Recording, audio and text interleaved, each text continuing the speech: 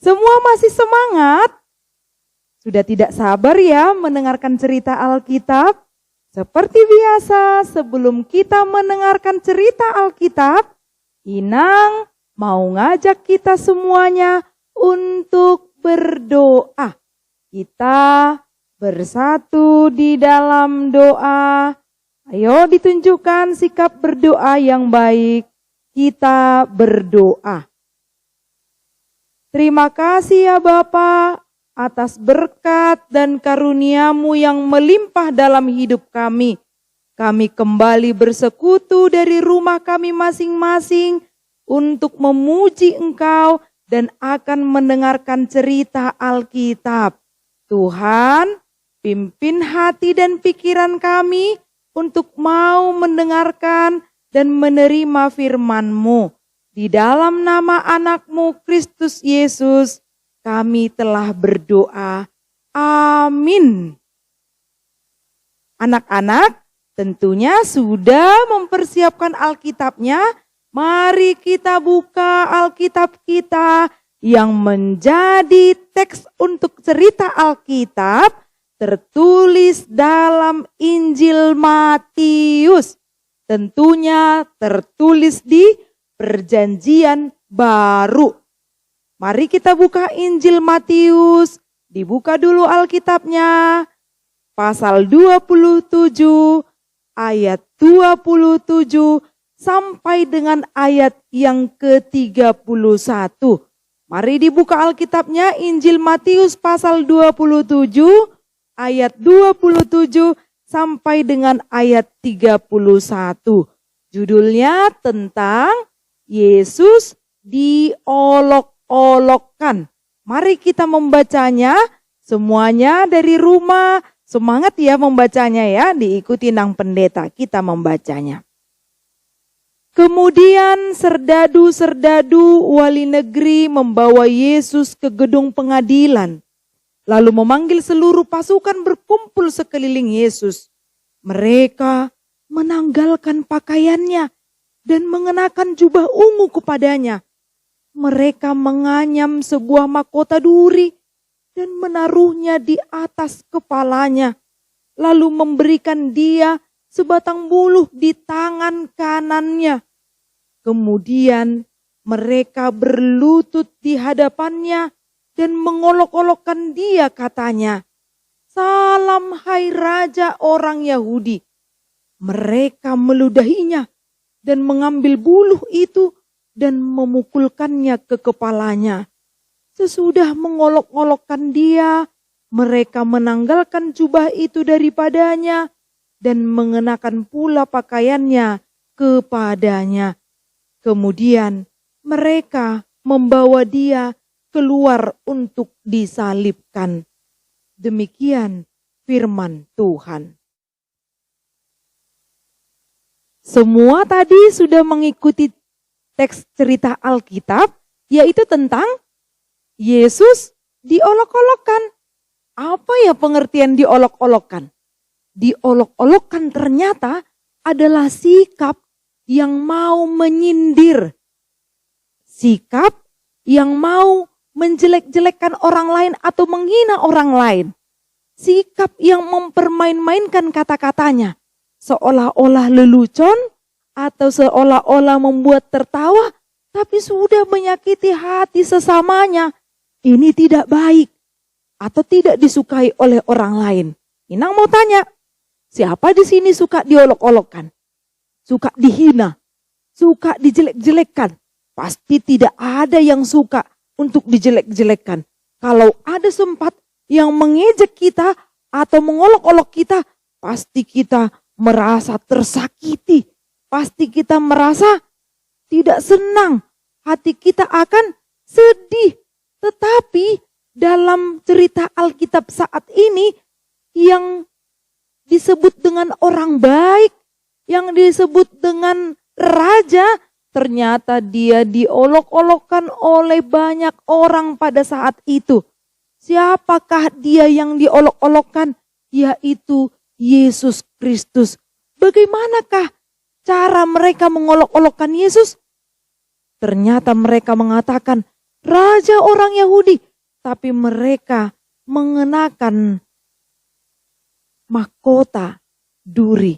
Seharusnya raja itu dipakaikan mahkota yang bagus, yang mahal. Kalau dibuat mahkota duri, tentunya kepalanya akan sakit dan bahkan akan berdarah. Pernahkah anak sekolah minggu keinjak duri? Pasti pernah ya. Sampai kesakitan, mama tolong mama, keluarkan duri dari kakiku. Misalnya seperti itu. Itu masih di kaki. Tempat yang misalnya kita bisa tahan di batu-batu, tahan kena panas matahari. Ini harus dikenakan di kepala. Bayangkan, Yesus harus menahan sakit. Yesus harus berdarah kepalanya hanya karena manusia yang begitu jahat dan begitu kejam kepada Tuhan Yesus. Kita lihat dulu ya, bagaimana kira-kira orang-orang banyak pada saat itu yang membuat duri, mahkota duri di kepala Yesus. Pontius Pilatus, gubernur Roma. Pilatus, kami telah menemukan penjahat yang berkhianat pada Tuhan. Dia mengaku sebagai Mesias dan putra Tuhan. Itu tidak benar. Tidak ada pengaruhnya pada Roma. Jatuhkanlah hukuman padanya sesuai peraturan kalian. Pengadilan kami telah menjatuhkan hukuman mati padanya. Hanya Anda yang berwenang untuk melaksanakan hukuman tersebut. Mengapa dia harus aku hukum mati? Di mata Roma, dia tidak bersalah. Oh, tapi dia lebih dari masalah kami juga. Anda tahu penjahat itu melarang masyarakat untuk membayar upeti pada kaisar. Dia menganggap dirinya sebagai Kristus, sebagai raja. Katakan, tahanan, apa jawabanmu terhadap tuduhan itu? Apa kau seperti yang mereka katakan, raja orang Yahudi? Kau yang katakan itu. Lihat dia. Dia bahkan tidak bisa berdiri. Aku tidak percaya dia bersalah atas apapun. Pilatus, pikirkan baik-baik. Dia sangat berbahaya. Kita harus menjadikan dia sebagai contoh. Iya. Kita biarkan masyarakat yang memutuskan.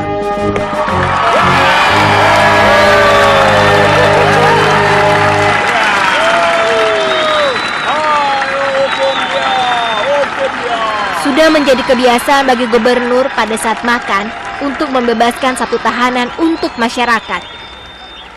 Para rakyatku, aku akan bebaskan satu tahanan sesuai pilihan kalian semua.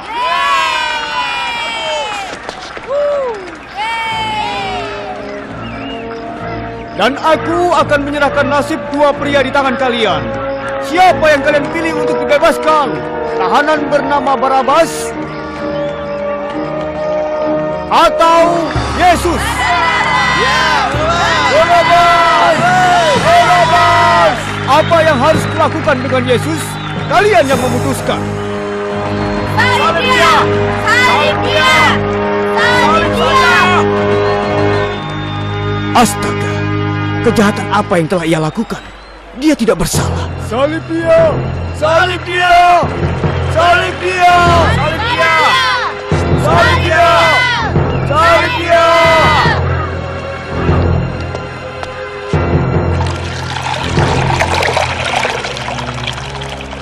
Masyarakat telah bicara. Aku akan cuci tangan dari semua ini.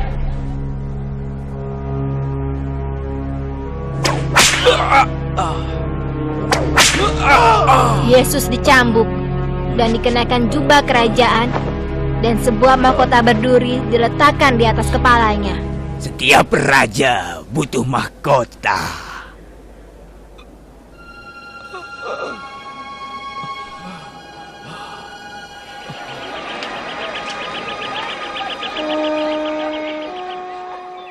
Betapa menyedihkan ya. Begitu cara orang-orang itu membawa Yesus ke gedung pengadilan. Para serdadu membawanya dengan cara kekerasan. Kemudian mereka menanggalkan baju Yesus dan membuat jubah warna apa tadi? Jubah warna ungu. Membuat lagi mahkota duri di kepalanya.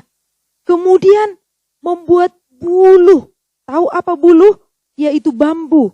Membuat buluh di tangannya supaya terikat. Kemudian mereka meludahi Yesus, memukul Yesus, mencambuk Yesus. Sungguh sangat kejam. Anak-anak sekolah minggu pasti tidak tega kalau ada orang yang diperlihatkan demikian. Orang-orang kita lihat misalnya ada yang dicambuk, dipukul, diludahi, pasti kita tidak senang. Tentu saja seorang raja atau siapapun itu tidak patut diberlakukan demikian. Seharusnya sesama manusia itu harus saling mengasihi, bukan justru meludahi. Kalau ada anak-anak sekolah minggu, mungkin dia sudah disakiti, kemudian dia membalaskannya dengan meludahnya, memukulnya. Ternyata itu bukan perbuatan yang baik. Misalnya, dia bertengkar dengan abangnya atau adiknya atau kakaknya. Contohnya ini ya, kemudian waktu bertengkar, dia langsung berbuat kekerasan. Berbuat kekerasan bagaimana? Mungkin dia mengambil pulpen atau pensilnya atau penggarisnya, kemudian langsung melemparkan, mencampakkan kepada abang atau kakak atau adiknya tadi. Itu tidak bagus. Atau ada yang karena dia udah palak kali ini, udah benci, dia misalnya meludahi. Ini juga bukan perbuatan yang ditunjukkan secara kasih. Orang yang mengasihi itu harus meneladani sikap Yesus yang mau mengampuni tentunya. Tidak berlaku kasar. Karena Tuhan juga mengatakan dalam pengajarannya di khotbah Yesus sewaktu di bukit. Dia mengatakan apa? Berbahagialah orang yang lemah lembut. Tuhan Yesus tidak mengatakan berbahagialah orang yang kasar, orang yang berlaku jahat, orang yang berlaku keras. Tidak. Tapi Yesus mengatakan berbahagialah orang yang lemah lembut, bukan berlaku kasar. Inang punya teman ini. Kita lihat dulu cuplikannya ya. Dia mengejek temannya sendiri. Dia menghina temannya sendiri.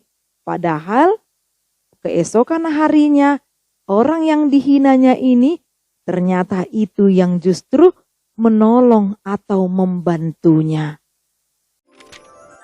Jangan menghina orang lain. Pagi yang cerah, burung-burung berkicau, dan terlihat kancil yang sedang berjalan di hutan. Pagi-pagi enaknya jalan-jalan ya, sambil lihat pemandangan. Aku mau ke sungai Hai ular, mau kemana kamu? Hai Kancil, ini aku mau ke sungai. Ayo kita bareng ke sungai. Ayo. Kancil dan ular pergi bersama-sama ke sungai. Ular, beberapa hari ini kamu tidak kelihatan di sekitar sini. Iya, kemarin aku sedang mencari rumah baru, jadi jarang ke sungai. Oh begitu ya. Sepertinya itu ulat. Hei ulat sini, mau kemana kamu? Kancil, ini aku mau ke pohon untuk istirahat. Sini dululah kita ngobrol sebentar. Oke, aku ke situ. Hai ulat, sepertinya kamu kelelahan. Habis dari mana kamu? Iya ular, aku memang sedang mencari tempat istirahat yang pas. Oh gitu ya, di pohon itu kayaknya enak buat istirahat. Oh iya ulat, aku lihat-lihat bentuk badanmu aneh dan warnamu tidak menarik. Apa dari kecil kamu seperti itu terus? Iya ular. Ular, kamu tidak boleh berkata seperti itu kepada ulat. Ular sangat tidak sopan, mengejek ulat karena bentuk badan yang aneh dan warnanya jelek. Ayo ulat, kita tinggalkan ular. Biarkan saja dia. Baiklah, aku juga mau istirahat di pohon itu. Aku sudah lelah. Sorenya, ular pergi, kemudian ia menyusuri hutan. Jam segini, enaknya cari makan.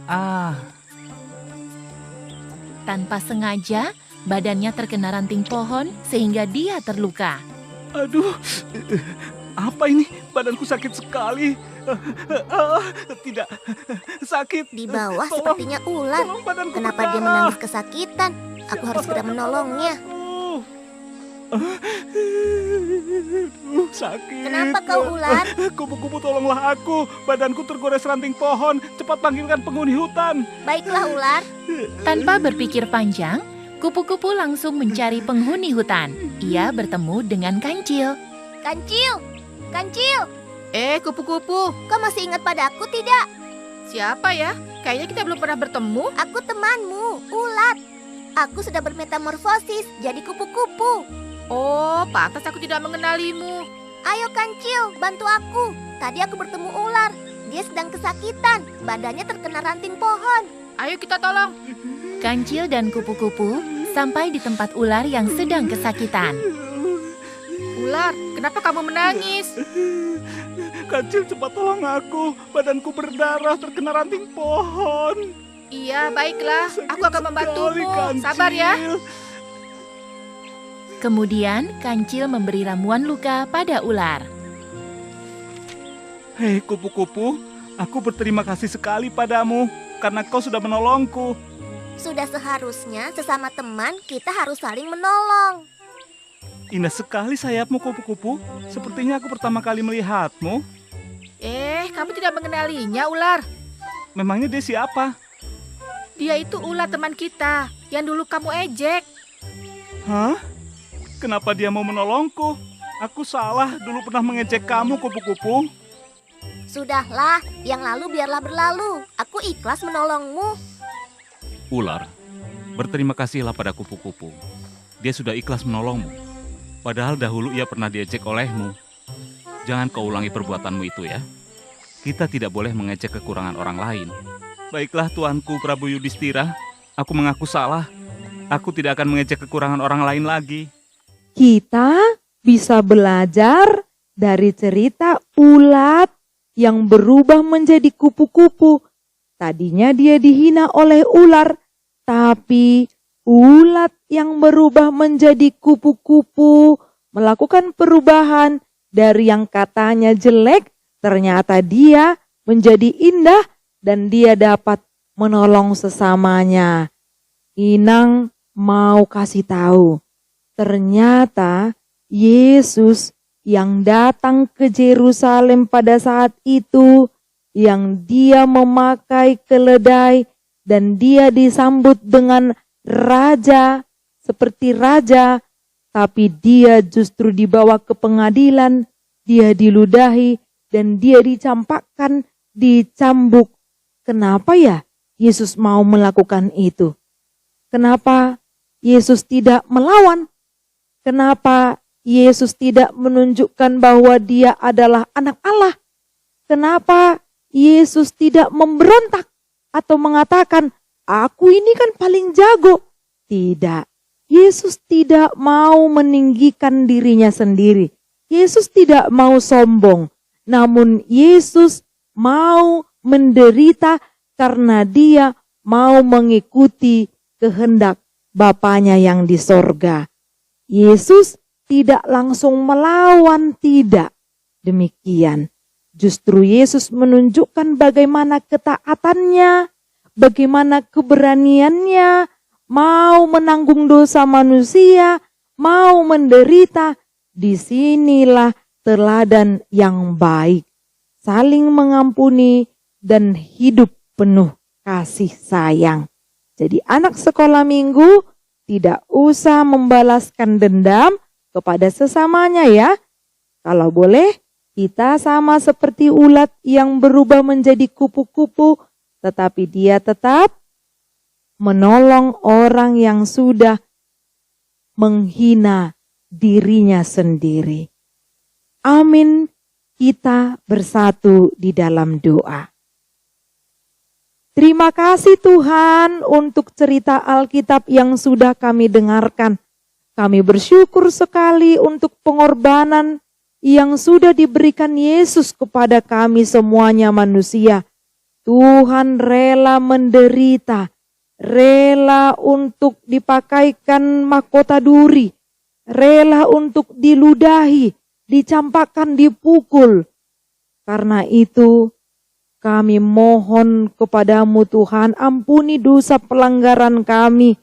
jika kami banyak berlaku jahat atau berlaku dosa hingga saat ini, Tuhan, ajari kami untuk merubah semuanya itu menjadi yang lebih baik lagi, menjadi anak-anak sekolah minggu yang mau melakukan kehendak Bapa di sorga.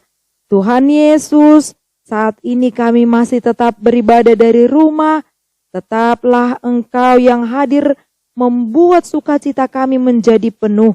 Berikan kami kesehatan, berikan orang tua kami, guru sekolah minggu, inang pendeta dan semua parhalado kesehatan, agar kami tetap bersukacita, memuji memuliakan nama-Mu.